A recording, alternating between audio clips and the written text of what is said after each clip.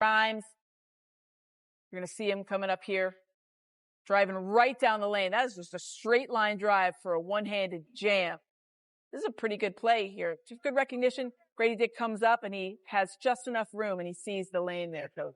Yeah, you accurately described straight line. He went from point A to point B, and once he got to the basket area, you hammered it home.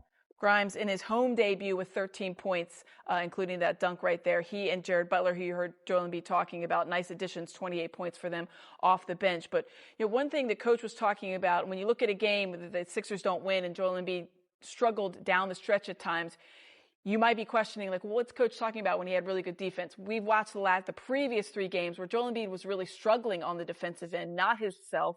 Certainly in the rebounding department, he had 12 rebounds. But this defense with 4.5 minutes to go or just under, Coach, is exactly what you were talking about. Yeah, see, stops the penetration here. See them. Watch Joe the whole time here. The circle's on.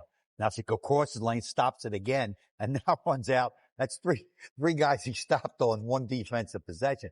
That's the kind of thing, Amy, it takes a lot. It saps your energy, particularly a big guy. Mark can speak to that.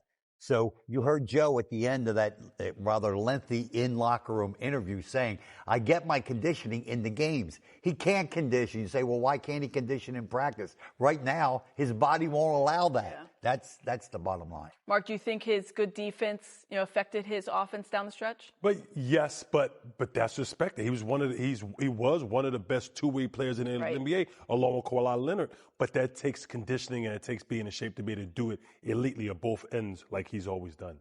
All right, we're going to take one final timeout. We will look ahead to the last game before the All-Star break. It comes your way tomorrow night. We'll examine the matchup against the Nets coming up here on Sixers Postgame Live, brought to you by Kirk. At it tomorrow night. Last game before the All-Star break. That is on the road. And then, of course, they come back from the All-Star break in about a week to face the Celtics. Let's go check in the locker room with Tyrese Maxey. Tyrese, we're scoreless at halftime. I think you only finished with 5. Uncharacteristic for you in general, but certainly lately. I guess, what do you think was the biggest issue for you tonight? Yeah, I just wasn't aggressive. I got, kind of started late and slow. I think I shot, I think maybe 2 shots in the first half, 3 shots in the first half. But that's on me. I'll be more aggressive tomorrow.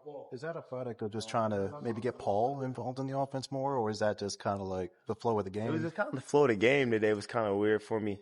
But I had the ball, so a couple times I got to the paint and kicked out. Probably could have been more aggressive, look for my shot. But, that is what it is. I take that one on the chin. How tough is that balance when other things are working and other guys are working to still kind of push the issue for yourself? What's that kind of balance like? Yeah, I never force anything. That's just not who I am. If other people has it going or other people are scoring, then I'll always defer to that because at the end of the day, I want to win. But I think today I should have been way more aggressive and especially early too. And I'll take that one on the chin and I'll be better tomorrow. Tyrese, with 29 games left, I guess, what's kind of the biggest challenge in order to try and mesh with Joe and PG, get everything, all the chemistry? What's the challenge of that kind of on the fly? You got to figure it out. We all have to figure it out. It's definitely different. We have different lineups out there, night in, night out. But, guys are learning on the fly, and our new guys play really well tonight. I think Quinn and JB played really good. I did that. Tonight was on me. I got to be more aggressive and help us with the W. You've been pretty open with us about looking forward to the All-Star break just to kind of reset your body and get some rest. I guess, how are you feeling in general? Are you dealing with anything other than just, the normal grind of the season? I'll be fine. I'll be better tomorrow, and then I'll get some rest. So I'll be good. I make no excuses. I should have been a lot more aggressive today and help my teammates out. So. What else can you say about this guy? Should have been a lot more aggressive. I'll be better tomorrow, and then I'll get some rest. That's it, Mark Jackson. He said it right there. He's not taking any excuses. No excuses for a guy who's been a bright spot. That's why he said he wears zero excuses. All right, we will see you guys tomorrow, 7 o'clock, right here on NBC Sports Philadelphia. For Mark Jackson and Jim Lynam, I'm Amy Fiddle. There's Cooper DeJean signing some autographs. Super Bowl champion, Cooper DeJean.